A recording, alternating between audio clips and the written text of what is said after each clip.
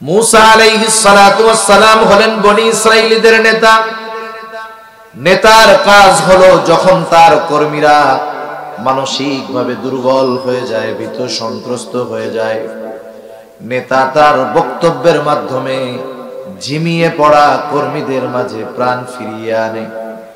মুসা আলাইহিস সালাম বনি ইসরাইলদের নেতা।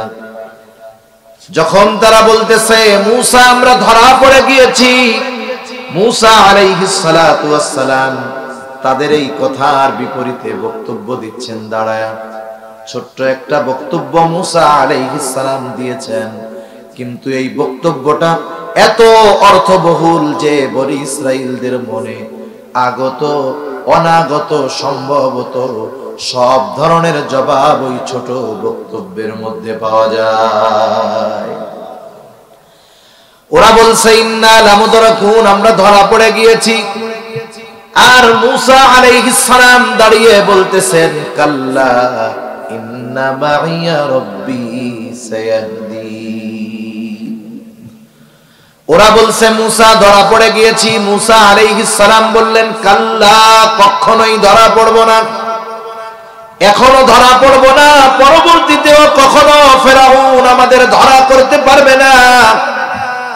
বনি ইসরাইলেরা প্রশ্ন করতে পারতো মুসা আপনি কেমন করে এমন কথা বলেন, আমাদের একদিকে সমুদ্র, তিন দিকে ফেরাউন তার বাহিনী নিয়ে ঘিরে ধরছে, আমরা যে ফেরাউনের সাথে যুদ্ধ করব আমাদের অস্ত্র নাই, কিচ্ছু নাই, সমুদ্র পাড়ি দেওয়ার জন্য কোনো ব্যবস্থা নাই।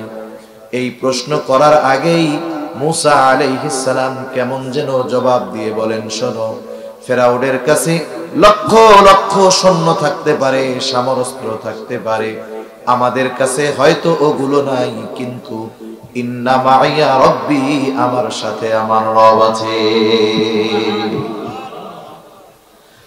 রব যদি সাথে থাকে, দুনিয়ার সব যদি বিপক্ষে চলে যায়, জোরে বলেন কোন চিন্তা আছে নাকি?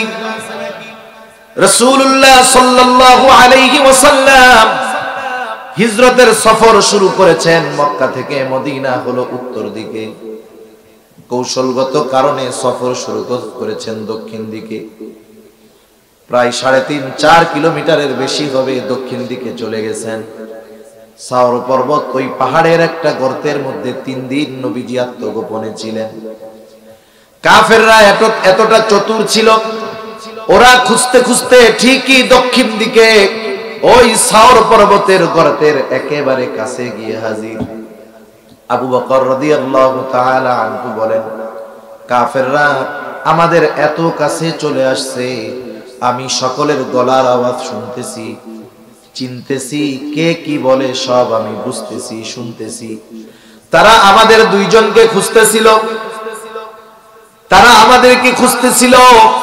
আমাদেরকে পাওয়ার জন্য তাদের বেশি দূরে যাওয়া লাগতো না, তারা যদি শুধু তাদের নিজেদের পায়ের দিকে তাকাইতো, আমাকে আর রাসূলুল্লাহ সাল্লাল্লাহু আলাইহি ওয়াসাল্লামকে দেখে ফেলতে পারতো।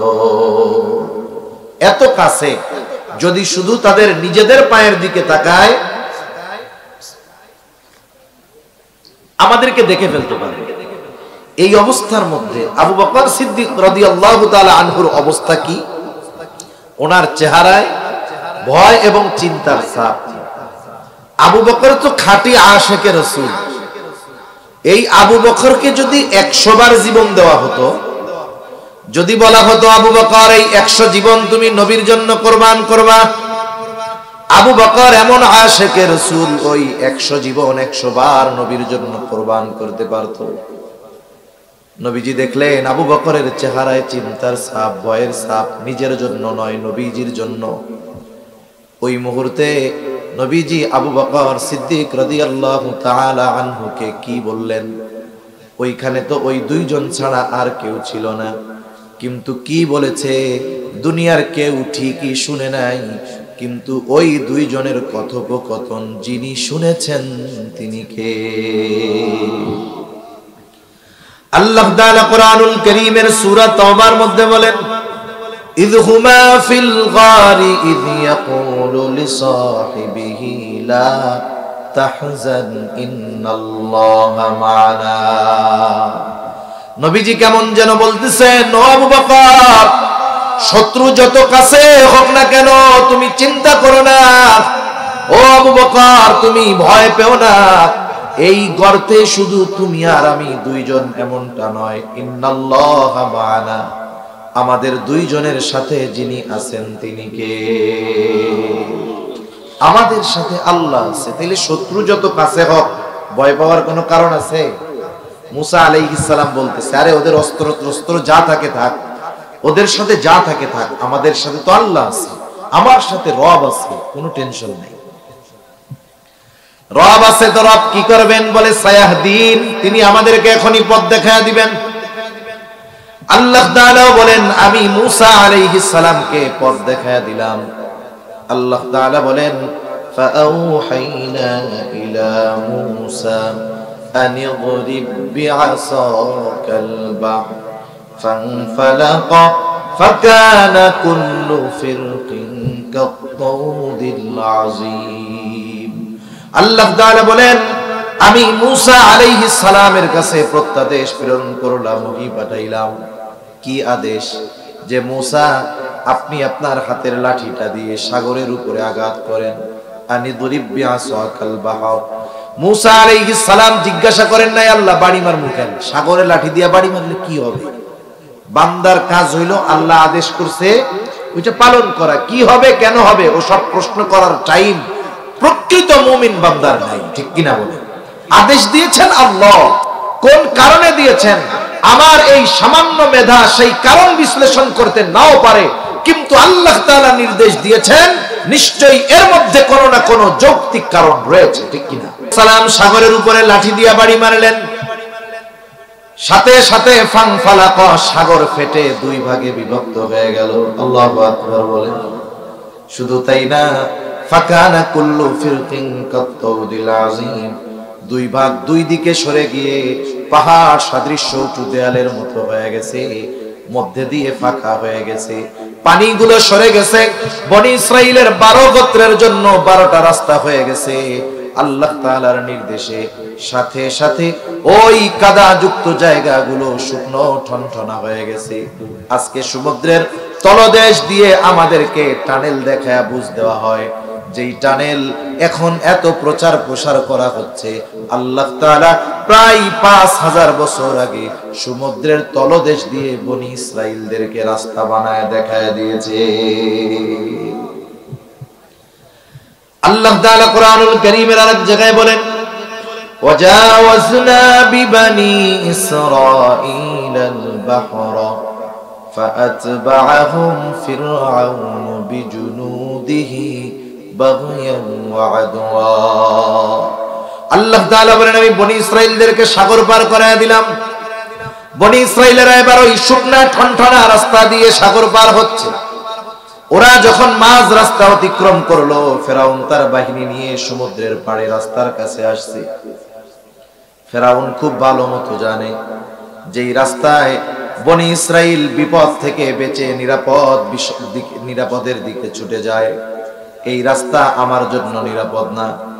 এরপরেও মানুষ যখন অহংকারচ্ছন্ন হয়ে পড়ে, মানুষ যখন প্রতিশোধ পরায়ণ হয়ে পড়ে, ওই সময় এমন কিছু সিদ্ধান্ত সে নিয়ে বসে যা তার গোটা জীবনের চূড়ান্ত ধ্বংসের কারণ হয়ে দাঁড়ায়। আল্লাহ তাআলা সেই কথাই বলেন, ফাআতবাআহুম ফিরআউন বিজুনুদিহি বাগয়ান ওয়া আদওয়া।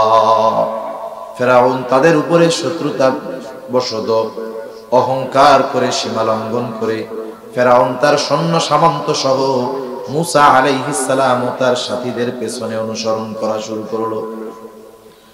ফেরাউন তার বাহিনী নিয়ে পৌঁছিয়েছে মাঝ রাস্তায়, আর বনি ইসরাইল অপর প্রান্তে উঠে গেল।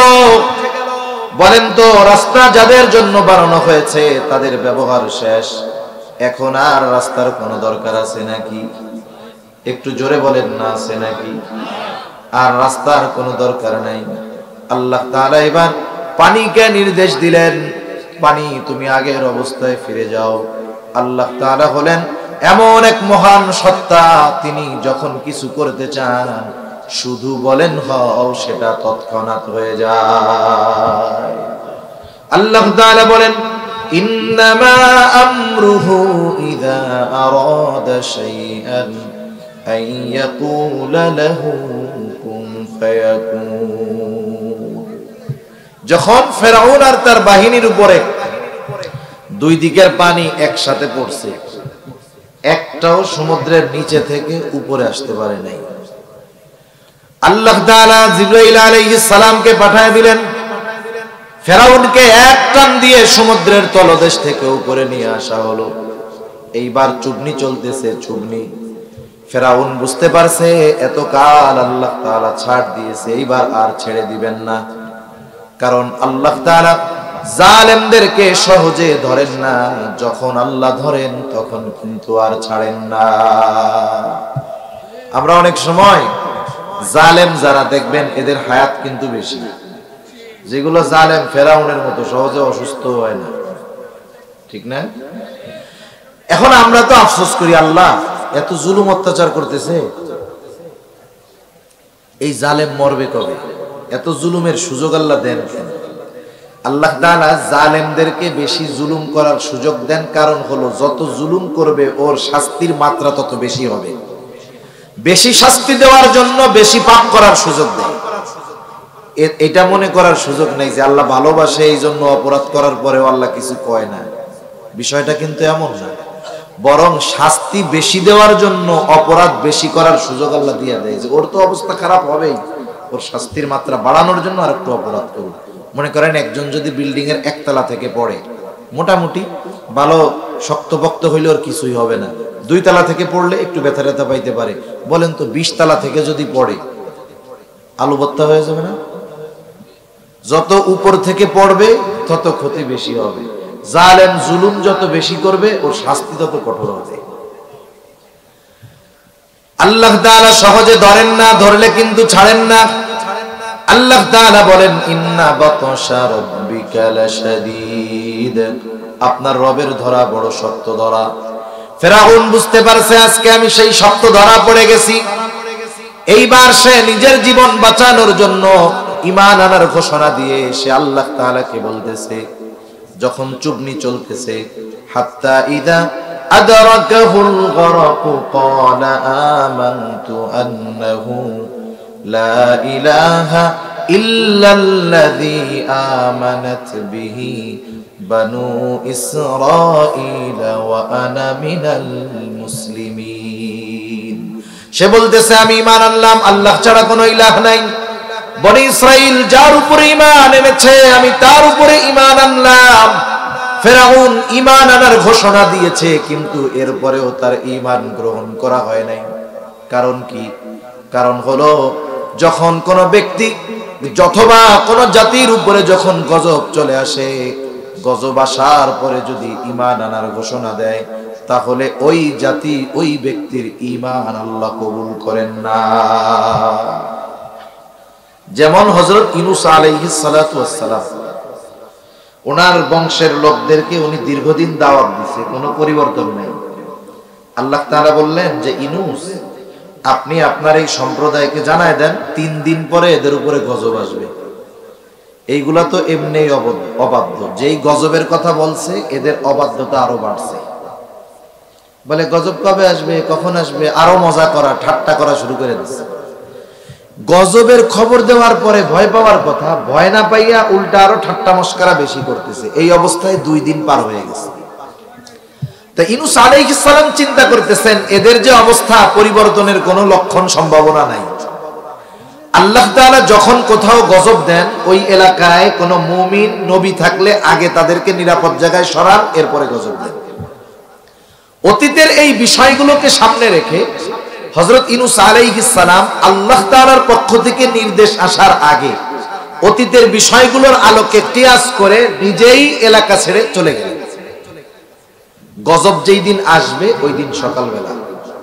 ইউনূস আলাইহিস সালামের সম্প্রদায়ের একটা অভ্যাস ছিল, ওরা প্রতিদিন গোসল টোসল করে ঘুম থেকে উঠে রেডি টেডি হইয়া আগে ইউনূস আলাইহিস সালামের বাড়ি আসতো, আয়েশা ওনার সাথে মজা করতো, ঠাট্টা মস্করা করতো, এরপরে দিনের কাজ শুরু করতো। এটা ছিল তাদের কন্টিনিউয়াস প্রসেস। প্রত্যেক দিনের সকালবেলার প্রথম কাজ প্রতিদিনকার ন্যায় আসছে, আজকে আরো দলবদ্ধভাবে আসছে, কারণ আজকে তো গজব আসার দিন। এখন এসে দেখে ইউনূস আলাইহিস সালাম বাড়িতে নাই। ওরা চিন্তা করতেছে কি ব্যাপার, এতকাল যাবত ইউনূসের সাথে আমরা এমন আচরণ করেছি, ইউনূস কখনো আমাদেরকে ছেড়ে যায় নাই, তাহলে কোথায় গেল? কয়েকজনকে পাঠাইছে, যাও আশেপাশে খোঁজ খবর নিয়ে আসো কোথাও গেছে কিনা। ওই কয়েকজন দীর্ঘ সময় খোঁজ খবর নিয়ে এসে জানালো না, আশেপাশের কোথাও ইউনূসকে খুঁজে পাওয়া যায় নাই। এইবার তাদের অন্তরের মধ্যে ভীতি সঞ্চার হলো, হয়তো গজব সত্যই আসবে। আমরা যেহেতু ইউনূসের কথা আমাদের কর্ণকুহর দিয়ে প্রবেশ করাই নাই, হয়তো এই জন্য সে চলে গেছে। এইবার তারা চিন্তা করলো এই গজব থেকে আমাদের বাঁচতে হবে। সকলে সম্মিলিতভাবে আল্লাহ তাআলার কাছে ক্ষমা চাইলো, তওবা করলো, ঈমান আনলো। গজব আসার আগে ঈমান আনার ঘোষণা দেওয়ার কারণে আল্লাহ তাআলা ইউনূস আলাইহিস সালামের সম্প্রদায়ের উপর থেকে গজব উঠায়া নিয়ে গেল। তাহলে ইউনূস আলাইহিস সালামের সম্প্রদায়ের ঈমান কবুল হয়েছে কেন? গজব আসার আগে ঈমান আনছে। ফেরাউনের ঈমান কবুল হয় নাই কেন? কারণ গজবে পড়ার পরে সে ঈমান এনেছে। আল্লাহ তাআলা জানায় দিলেন, এখন তোমার ঈমান কবুল হবে না। আল আনা ওয়া ক্বাদ আসাইতা মিন ক্বাবলু ওয়া কুনতা মিনাল মুফসিদিন। আল্লাহ তাআলা বলেন, এখন ঈমান আনতেছো, এখন ইতিপূর্বে তুমি জমিনের মধ্যে বিশৃঙ্খলা সৃষ্টি করেছো, তোমাকে তো মরতেই হবে। তবে তুমি শুনে নাও, ফালইয়াউমা নুনাজ্জিকা বিবাদানিকা লিতাকুনা লিমান খালফাকা আয়া ওয়া ইন্না কাসীরাম মিনান নাসি আন আয়াতিনা লাগাফিলুন। আল্লাহ তাআলা বলেন, ফালইয়াউমা নুনাজ্জিকা বিবাদানিক, আজ আমি তোমার দেহকে সংরক্ষণ করব।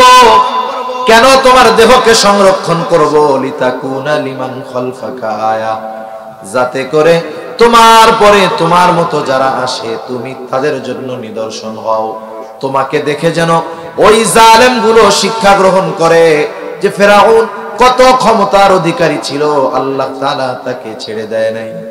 ওই ফেরাউনের লাশটা মিশরের জাতীয় জাদুঘরে আছে না নাই?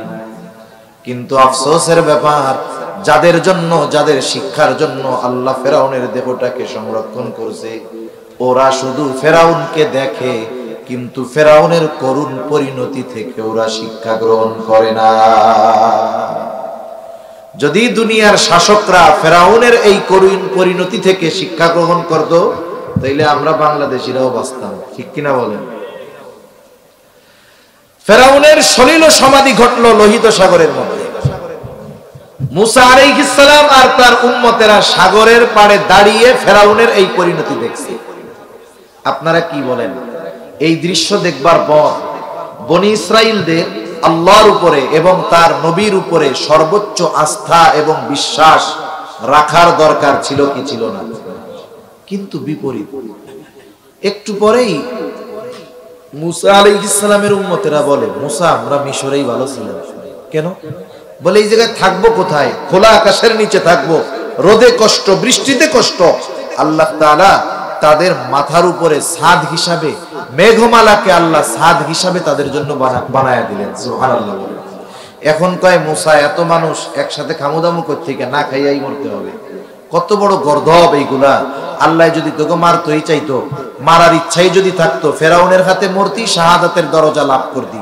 যেই আল্লাহ ফেরাউনের হাত থেকে সমুদ্রের তলদেশ দিয়ে রাস্তা বানায়া বাঁচাইতে পারে, ওই আল্লাহ না খাওয়াইয়া মারবে, এটা শয়তানেও বিশ্বাস করে না।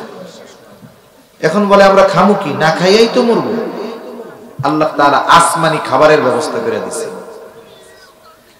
এখন মুসা আলাইহিস সালামকে আল্লাহ তাআলা জানাইলেন, পয়গম্বর মুসা, উদ্দেশ্য একটা তো হইল ফেরাউনের কবল থেকে বাঁচলেন, জেরুজালেমের কর্তৃত্ব আপনাদের হাতে তুলে দেওয়া হবে। এখন ওদেরকে জিহাদের নির্দেশ দেন।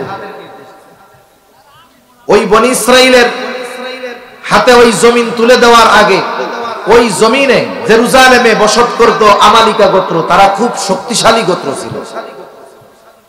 মুসা আলাইহিস সালাতু ওয়াস সালাম 12 গোত্র থেকে 12 জনকে পাঠাইছে, যাও একটু খোঁজ খবর নিয়ে আসো, অবস্থাটা দেখে আসো। ওই 12 জন জেরুজালেম গেছে দেখার জন্য। 12 গোত্র থেকে 12 জন প্রতিনিধি শহরের মধ্যে ঢুকছে। মনে করেন আমাদের এলাকায় যদি, আপনাদের এলাকায় যদি আফ্রিকান কোন লোক আসে, আপনারা তো ওনারে চিনবেন যে এটা আমাদের এলাকার লোক না, চিনবেন না? ওদের এলাকায় যখন ওই 12 জন ঢুকছে, একজন ওনাদেরকে দেখে ফেলছে আমালিকা গোত্রের, যে কি রে এই 12 জন তো আমাদের এলাকার লোক না, আসলো কোথা থেকে, কোনো গুপ্তচর গোয়েন্দা টোয়েন্দা নাকি? এইবার ওই একজন এত শক্তিশালী, একা 12 জনকে বেঁধে বাদশার সামনে নিয়ে গেছে। একজন 12 জনকে বেঁধে নিয়ে গেছে। এখন ওদের ব্যাপারে কি করা যাইতে পারে? বাদশাকে একজন বুদ্ধি দিছে, বাদশাহ এদের 12 জনকে আপনি ছেড়ে দেন। কেন? বলে ছেড়ে দেওয়ার পরে ফজিলতটা হলো এই যে এরা যদি আমাদের দেশে আক্রমণ করার কোনো চিন্তা ভাবনা করে থাকে, এরা 12 জন গিয়ে ওদের কওমের কাছে বলবে যে ওরা এত শক্তিশালী, একজনই 12 জনের প্যাকেট করে দিছে। ওরা যদি জানতে পারে তাইলে স্বপ্নেও আমাদের জেরুজালেম আক্রমণ করার চিন্তা করবে না। বাদশা বলে হ্যাঁ, কথা তো ঠিক। ছেড়ে দিছে 12 জনকে। এইবার 12 জন গিয়ে মুসা আলাইহিস সালামের কাছে রিপোর্ট পেশ করছে, বলছে দেশ তো সুন্দর, শহর তো সুন্দর, সব ভালো, কিন্তু ওই জায়গার মানুষগুলো তো এত শক্তিশালী, একজন আমাদের 12 জনকেই বেঁধে ফেলছে। মুসা আলাইহিস সালাম বললেন, শোনো, তোমরা 12 জন তোমাদের গোত্রের কাছে গিয়ে ওই দেশের যত ফজিলত আছে সব বর্ণনা করবা, কিন্তু ওরা যে এত শক্তিশালী এ কথাটা বলবা না। 12 জনের মধ্য থেকে 2 জন ছাড়া বাকি 10 জন তাদের কওমের কাছে গিয়া বলে, আইরে মুসা আমাদের কোন দেশে গিয়া যুদ্ধ করতে কই জানোস? ওই দেশের মানুষ এত শক্তিশালী, একজনই 12 জনের প্যাকেট করে দেয়। বনি ইসরাইল যে জাতি এমনিই তো যুদ্ধ করতে চায় না, এইবার একেবারে জমিনের সাথে লাগাইয়া বসছে যে মইরা যামু তাও উঠা দাঁড়ানো না। মুসা আলাইহিস সালাম চিন্তিত হয়ে গেছেন, কি করবেন? এইবার উনি সবাইরে ওয়াজ করতেছে। মুসা আলাইহিস সালাম কি করতেছে? ওয়াজ করতেছে। আমি দীর্ঘ সময় আর কষ্ট দিব না, ঠান্ডা আসতেছে, বোঝা যাইতেছে। এই ওয়াজটাই আল্লাহ তাআলা বলছেন। মুসা আলাইহিস সালাম কি বলতেছে? وَإِذْ قَالَ مُوسَى لِقَوْمِهِ يَا قَوْمِ اذْكُرُوا نِعْمَةَ اللَّهِ عَلَيْكُمْ إِذْ جَعَلَ فِيكُمْ أَنْبِيَاءَ وَجَعَلَكُمْ مُلُوكًا। মুসা আলাইহিস সালাম তার সম্প্রদায়কে বলতেছে, হে আমার সম্প্রদায়, আল্লাহ প্রদত্ত ওই সমস্ত নিয়ামতের কথা স্মরণ করো যেগুলো আল্লাহ তাআলা তোমাদের দিয়েছে। কত নিয়ামত আল্লাহ বনি ইসরাইলদেরকে দিয়েছে, অগণিত। শুধুমাত্র পবিত্র কোরআনের সর্ববৃহৎ সূরা সূরা বাকারার মধ্যে আল্লাহ তাআলা 40টার অধিক নিয়ামতের কথা ধারাবাহিকভাবে বর্ণনা করেছেন, যেই নিয়ামত গুলো আল্লাহ তাআলা বনি ইসরাইলদেরকে দান করেছে। এত নিয়ামত দিয়েছে, স্পেশাল কয়েকটা নিয়ামতের কথা উনি বলতেছেন। স্মরণ করো, 1 নাম্বার নিয়ামত, ইয জাআলা ফীকুম আম্বিয়া। আল্লাহ তাআলা তোমাদের মধ্য থেকে অনেক পয়গম্বর নবী প্রেরণ করেছেন। ইয়াকুব আলাইহিস সালামের পর থেকে নিয়ে ঈসা আলাইহিস সালাম পর্যন্ত বনি ইসরাইলদের মধ্যে ধারাবাহিকতার ক্রমান্বয়ে নবী আসছে। নবীজি বলেন, বনি ইসরাইল কখনো নবী শূন্য হয় নাই। একজন মারা গেছে তো আল্লাহ তাআলা আরেকজনকে নবুয়তি দিয়া ওই শূন্য স্থান পূরণ করে দিয়েছে। কোন বংশের মধ্যে যদি 10টা বিসিএস ক্যাডার থাকে, বড় অফিসার থাকে, বলেন তো ওই বংশের লোকজনের হেডাম পাওয়ার অন্যরকম থাকে না? গর্বের সাথে বলে, আরে আমরা কোন বংশের বলা জানো? আমাদের বংশে 20 জন বিসিএস ক্যাডার আছে। দেখেন দুনিয়ার বিসিএস ক্যাডার বড় পদধারী হলে মানুষ কত গর্ব করে। তাইলে যেই বংশে লক্ষ লক্ষ নবী আসছে, সেই বংশের জন্য এটা কত বড় নিয়ামত হইতে পারে। এটা হলো পরলৌকিক বড় এক নিয়ামত। এবার দুনিয়ার একটা নিয়ামতের কথা মুসা আলাইহিস সালাম বলতেছে, তোমাদের বংশে যে শুধু অনেক নবী আল্লাহ পাঠাইছে তা না, ওয়াজআলাকুম মুলুকা, আল্লাহ তাআলা তোমাদেরকে বাদশাহী প্রদান করেছে, রাজত্ব দান করেছে। শুধু তাই না, ওয়া আতাকুম মা লাম ইউতি আহাদাম মিনাল আলামিন, আল্লাহ তাআলা এমন কিছু নিয়ামত তোমাদের দিছে যা বিশ্ববাসী আর কাউকে দেয় নাই। এই নিয়ামতগুলোর কথা তাদের স্মরণ করায়া দেওয়ার উদ্দেশ্য হলো আল্লাহর নিয়ামতের কথাগুলো স্মরণ করায়া যদি আল্লাহ তাআলার ওই নির্দেশ জিহাদের কথাটা বলি তাইলে হয়তো মানতে পারে। এই জন্য আগে নিয়ামতের কথা বইলা এইবার জিহাদের নির্দেশ দিচ্ছে, বলতেছে ইয়া কাওমি দুখুলুল আরদাল মুকাদ্দাসাতাল্লাতী কাতাবাল্লাহু লাকুম ওয়া লা তারতাদ্দু আলা আদবারিকুম ফাতানকালিবু খাসিরিন। কেমন যেন মুসা আলাইহিস সালাম বলতেছে, আমার সম্প্রদায়, আল্লাহ তাআলা নতুন আরো একটা নিয়ামত তোমাদেরকে দিতে চায়, সেটা হলো বর্তমান দুনিয়ার সবচাইতে উন্নত, সবচাইতে দামি, সবচাইতে উর্বর জমিন ওই জেরুজালেম তোমাদের দিতে চায়। তবে শর্তটা হইল তাদের সাথে যুদ্ধ করতে হবে। তবে শুইনা নাও, যুদ্ধ করবা ঠিক, ওরা যত শক্তিশালী হোক না কেন আল্লাহ তাআলা তোমাদের জন্যই চূড়ান্ত বিজয় লিখে রেখেছে। এই জন্য মুসা আলাইহিস সালাম বলতেছে, হে আমার সম্প্রদায়, তোমরা ওই পবিত্র জমিনের মধ্যে প্রবেশ করো, আল্লাতী কাতাবাল্লাহু লাকুম, যেই জমিনের মালিকানা আল্লাহ তোমাদের জন্য লিখে দিয়েছে, তোমরা সেই জমিনের মধ্যে ঢুকে পড়ো। তবে শর্ত হইল সামনের দিকেই শুধু যাবা, পেছনের দিকে ফিরবা না। সাবধান, যদি পেছনের দিকে ফিরো তোমরা ক্ষতিগ্রস্তদের অন্তর্ভুক্ত হয়ে যাইবা। মুসা আলাইহিস সালামের কথা শেষ। এইবার বনি ইসরাইল ওরা কি জবাব দেয় শুনেন। ওরা বলতেছে, ক্বালু ইয়া মুসা ইন্না ফিহা কওমান জাব্বারিন।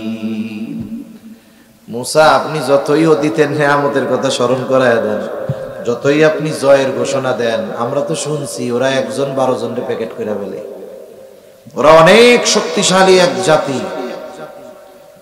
সুতরাং ইন্না লান নাদখুলাহা হাত্তা ইয়াখরুজু মিনহা, আমরা কখনোই ওইখানে প্রবেশ করব না যতক্ষণ না তারা ওইখান থেকে বের হয়।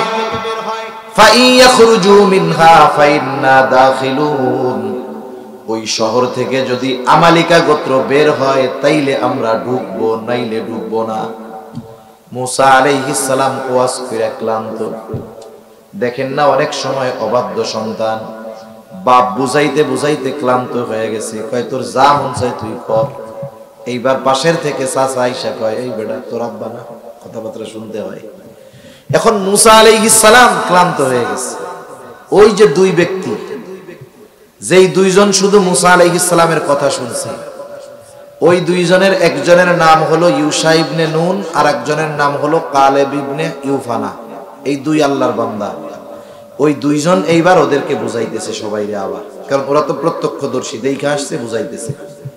আল্লাহ সেই কথাই বলেন, قال رجلان من الذين يخافون أنعم الله عليهم ادخلوا عليهم الباب فإذا دخلتموه فإنكم غالبون।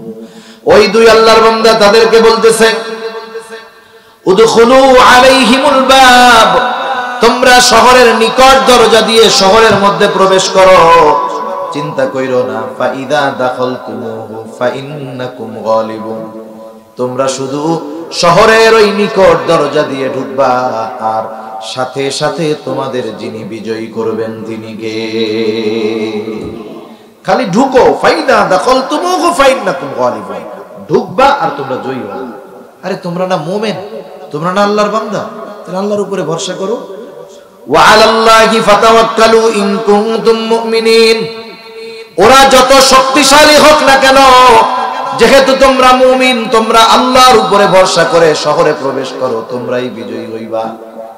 দেখবেন ছোট বাচ্চা, তার মা খুব বুঝাইতেছে, আব্বু খাও খাও খাও।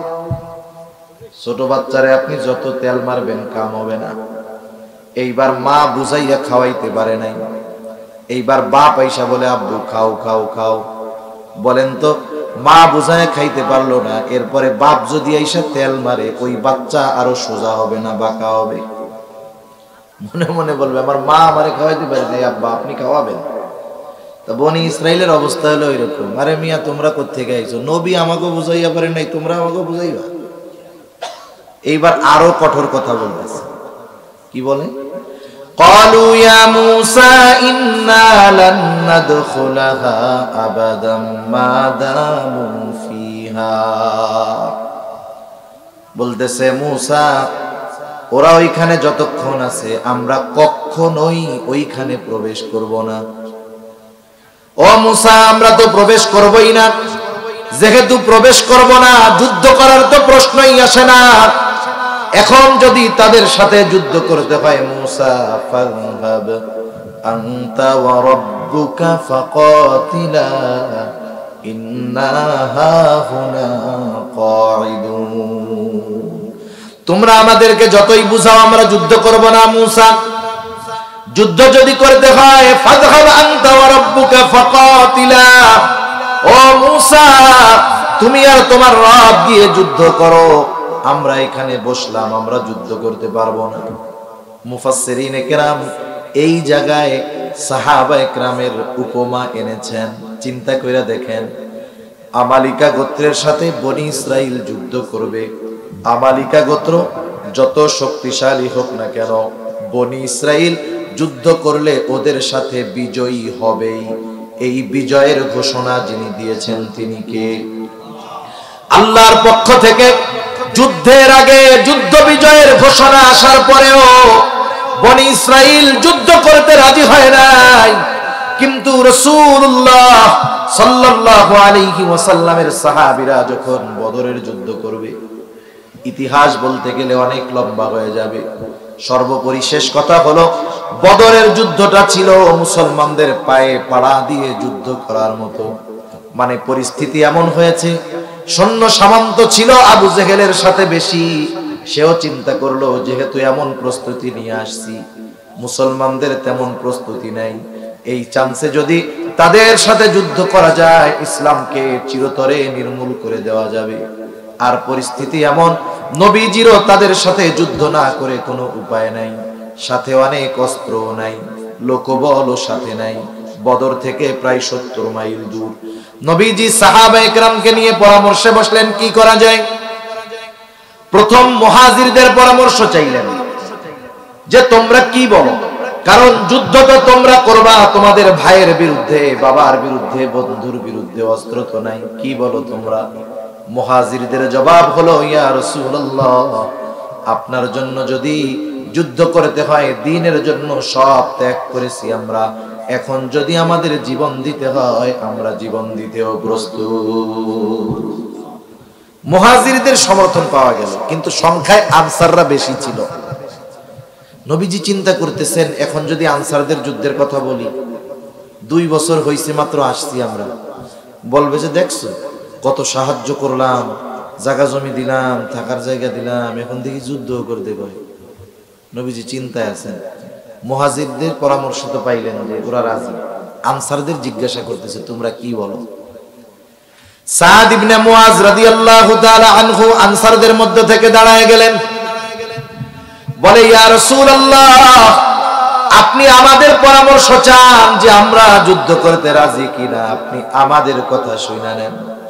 ইয়া রাসূলুল্লাহ, আপনি যদি আমাদেরকে সমুদ্রের তীরে লাইন ধরে দাঁড় করায়া দেন, আর যদি নির্দেশ দেন যে তোমরা এখনই সমুদ্রের বুকে ঝাঁপায় পড়ো, ইয়া রাসূলুল্লাহ, নির্দেশ দেওয়ার পরে আপনি তাকায় দেখবেন আপনার নির্দেশ দেওয়ার পর একটা মানুষও সমুদ্রের তীরে দাঁড়ায় থাকবে না, আপনার নির্দেশের সাথে সাথে সকলে সমুদ্রে ঝাঁপায়া পড়বে, জিজ্ঞাসাও করবে না কেন ঝাঁপায়া পড়বে। আরেকজন বলতেছে, ইয়া রাসূলুল্লাহ, আপনি চিন্তা করেন কেন, আমরা আপনার সামনে পেছনে ডানে বামে চতুর্দিকে অবস্থান নিয়ে এমন ভাবে যুদ্ধ করব যে আপনি খুশি হয়ে যাবেন। চিন্তা করে দেখেন, 313 জন গুছায় পাওয়া গেছে, 313টা তলোয়ার নাই, সর্বসাকুল্য 100 তলোয়ার ছিল। ওই দিক দিয়া 1000 তৎকালীন সময়ের আধুনিক সমরাস্ত্রে সুসজ্জিত শত্রু, আর একদিকে 3 ভাগের 1 ভাগ আবার অস্ত্রের দিক দিয়েও দুর্বল। সাহাবায়ে কেরাম এই কথা বলে নাই, ও পয়গম্বর যুদ্ধ যে করব আমাদের অস্ত্র কোথায়? ওরা জানে ওরা আমাদের চাইতে অস্ত্রের দিক দিয়ে সবল হতে পারে, কিন্তু সাহাবা একরামের নবীর প্রতি এমন মহব্বত, আল্লাহর প্রতি এমন আস্থা ছিল, নবীজি পরামর্শের জন্য তারা রাজি হয়ে গেল। ওই সময় রোজার মাস, প্রচন্ড গরম, রোজা রেখে অস্ত্রবিহীন 313 জন সাহাবী কাফেরদের বিরুদ্ধে ঝাঁপায় পড়েছে। হয়তো তাদের অস্ত্র ছিল না, লোকবল ছিল না, কিন্তু এমন এক ঈমান ছিল, যেই ঈমানের এমন পাওয়ার ছিল, ওই সময় যদি 1000 নয় 10,000 সশস্ত্র কাফেরও যদি মুমিনদের সামনে আসতো, ওই 313 জনের সাথে জয়ী হতে পারতো না। আল্লাহ ওদেরকে বিজয়ের ঘোষণা দিছে, এরপরেও যুদ্ধে যায় নাই। আর এদের অস্ত্র নাই, নবী বলার সাথে সাথে জীবন দিতে তৈরি হয়ে গেছে। এজন্যই তো তাওরাতের মধ্যেও আল্লাহ তাআলা নবীজির সাহাবীদের প্রশংসা করছেন, স্বয়ং আল্লাহ। সুবহানাল্লাহ বলবেন না? এখন মুসা আলাইহিস সালামকে যখন এই কথা বলছে, উনি প্রচন্ড হতাশ হইছেন, কষ্ট পাইছেন উনি তাদের এই রকম খারাপ আচরণের কারণে।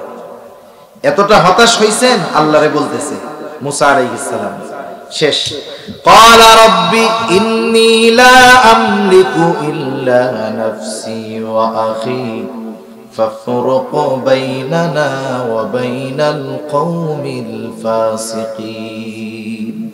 মুসা আলাইহিস সালাম বলে, ও আমার রব, আমার নিজের উপরে আর আমার ভাইদের ছাড়া, ওই দুইজন সহ এরা ছাড়া কারো উপরে আমার নিয়ন্ত্রণ নাই। আয় আল্লাহ, এরা আমার কথা শুনে না, এরা আমার কথা মানে না, সুতরাং ফাফরুক বাইনানা ওয়া বাইনাল কওমিল ফাসিকিন, আপনি আমাদের মধ্যে আর ওই ফাসিকদের মধ্যে আপনি পৃথক কইরা দেন, ওদের থেকে আমাদেরকে আপনি আলাদা কইরা দেন। আল্লাহ তাআলা সান্ত্বনা দেন। এক নাম্বার, তাদের এই অপরাধের কারণে শাস্তির খবর দিয়া মুসা আলাইহিস সালামকে আল্লাহ সান্ত্বনা দিচ্ছেন। আল্লাহ তাআলা বলেন, পয়গম্বর মুসা, যেই জেরুজালেমকে আমি অল্প পরিশ্রমে তাদেরকে দিয়ে দিতাম, এটা আমি আল্লাহ তাদের জন্য হারাম করে দিলাম। ক্বালা ফাইন্নাহা মুহাররামাতুন আলাইহিম 40 সানাহ। আল্লাহ তাআলা বলেন, আমি এই জমিন তাদের জন্য 40 বছর হারাম করে দিলাম। আপনি তাদের কথায় কষ্ট পাবেন না। ইয়াতিহুনা ফিল আরদ, তারা ওই তিহ প্রান্তরে তখন ছিল, ওই জায়গায় চক্কর খাইতে থাকলো। আল্লাহ তাআলার আদেশ অমান্য করছে। পরের দিন বলে, মুসা, আমরা মিশর চলে যাব। সকালবেলায় মিশরের উদ্দেশ্যে হাঁটা শুরু করে, ওইখান থেকে তিহ প্রান্তর থেকে হাঁটা শুরু করে কোন দিকে? মিশরের দিকে। তিহ প্রান্তর থেকে মিশরের দিকে হাঁটে, সারাদিন হাঁটে। হাঁটতে হাঁটতে হাঁটতে হাঁটতে যখন সন্ধ্যা হয়, সন্ধ্যার সময় আইসা দেখে সকালে যেই জায়গায় হাঁটা শুরু করছে সেই জায়গায় আইসা হাজির।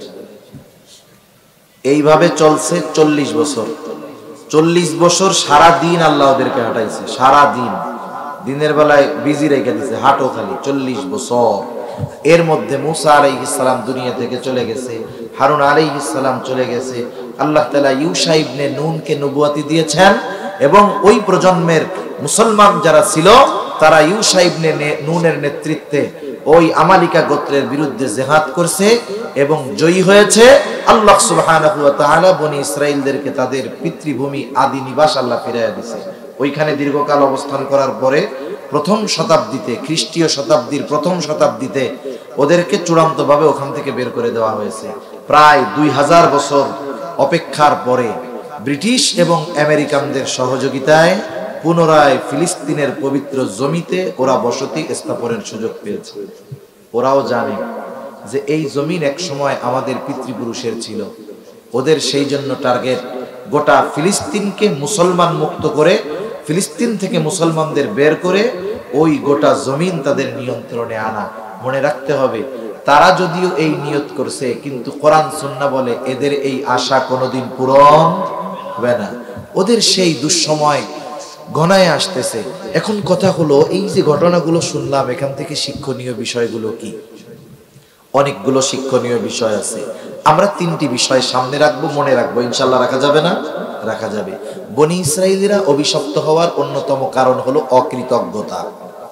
দেখেন আল্লাহ কত নেয়ামত দিছে, এরপরেও নেয়ামতের শুকরিয়া ওরা আদায় করে নাই, আল্লাহর আদেশ অমান্য করছে। 2 নাম্বার, এদের অভ্যাস ছিল অবাধ্যতা, এরা আল্লাহ এবং রাসূলের অবাধ্য ছিল। 3 নাম্বার, এরা ছিল সর্বোচ্চ সীমা লঙ্ঘনকারী, নিজেরা তো যুদ্ধ করে নাই। এখন মনে করেন আপনাকে আপনার অভিভাবক, কথার কথা আপনার বাবা আপনার একটা কাজ করতে বলছে, তুমি এই কাজটা করো, আপনি বললেন যে আমি পারবো না, এটা আপনি অবাধ্য হইলেন। আর যদি বলেন আমি পারবো না, তুমি গিয়া করো, এটা আপনি সীমা লঙ্ঘন করলেন। কথা বুঝতে পারছেন? একে তো যুদ্ধের আদেশ দিছে, করে নাই, অবাধ্য। উল্টা আল্লাহ এবং তার রাসূলরে বলতেছে ইযহাব আনতা ওয়া রাব্বুক, তুমি আর তোমার রব গিয়ে যুদ্ধ করো। নাউযুবিল্লাহ বলেন। এরা ছিল অকৃতজ্ঞ, অবাধ্য, সীমা লঙ্ঘনকারী। আরো অনেক কারণ আছে, শুধু এই 3টা বললাম। আমরা সর্বোচ্চ কৃতজ্ঞ বান্দা হব, যেই হালতে থাকি না কেন শুকরিয়া আদায় করব কার? আল্লাহ তাআলা। দুনিয়ার যেখানেই থাকি না কেন আদেশ মান্য করব কার? খবরদার, দ্বীনের ব্যাপারে কখনো সীমা লঙ্ঘনকারী আমরা হব না। আল্লাহ সুবহানাহু ওয়া তাআলা আমাদের সবাই